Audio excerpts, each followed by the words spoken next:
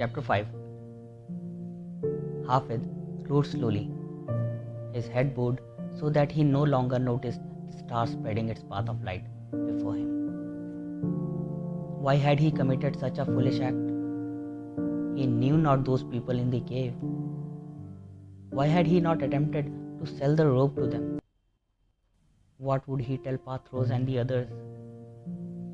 They would roll on the ground with laughter when they learned he had given away a robe with which he had been charged, and to a strange baby in a cave.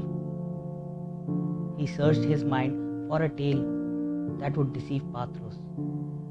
Perhaps he could say that the robe had been stolen from his animal while he was in the dining hall. Would Pathros believe such a tale? After all, there were many bandits in the land. And should Pathros believe him, would he not then be condemned for carelessness? All too soon, he reached the path that led through the gate of Gethsemane. He dismounted and walked wearily ahead of the mule until he arrived at the caravan.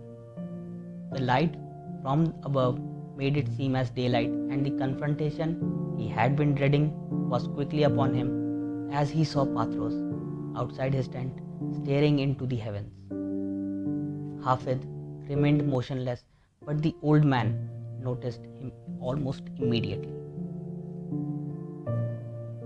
There was awe in the voice of Pathros as he approached the youth and asked, "Have you come directly from Bethlehem?" "Yes, master." "Are you not alarmed that a star should follow you?" "I had not noticed, sire." "Had not noticed? I have been unable to move from this spot since I first saw that star rise over Bethlehem nearly 2 hours ago.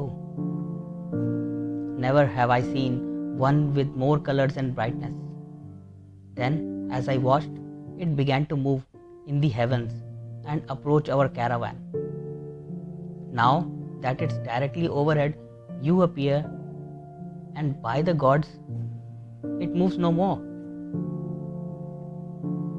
Pathros approached Hafid and studied the youth's face closely.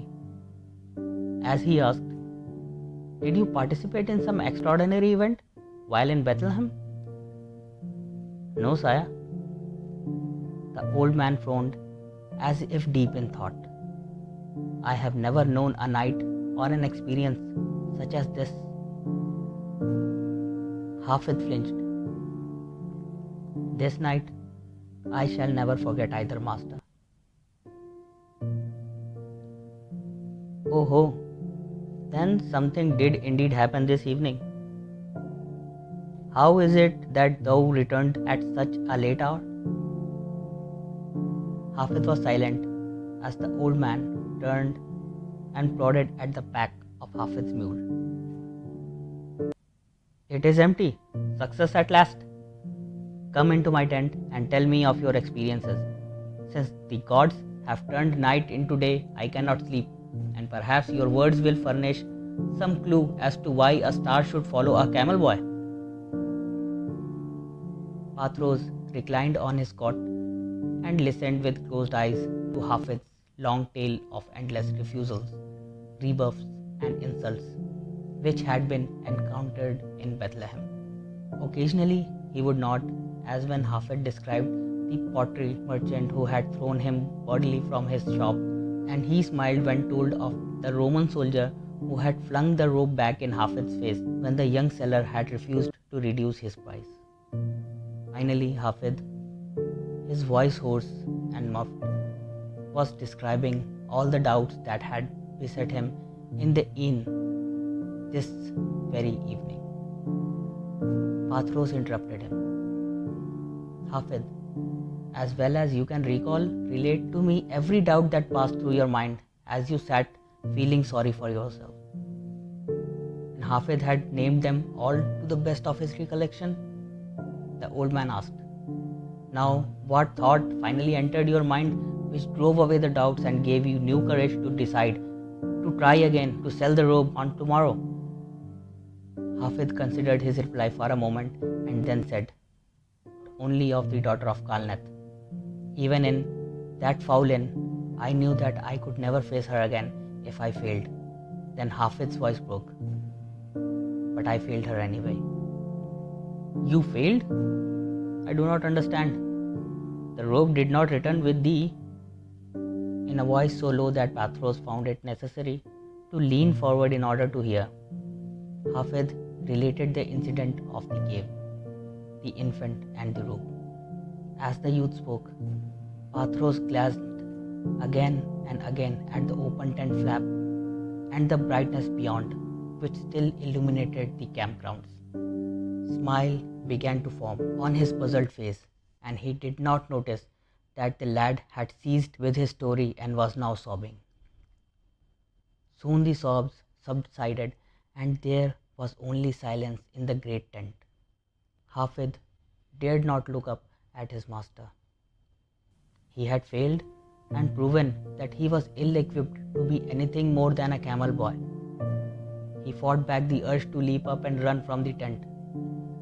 Then he felt the great salesman's hand on his shoulder and forced himself to look into the eyes of Pathros.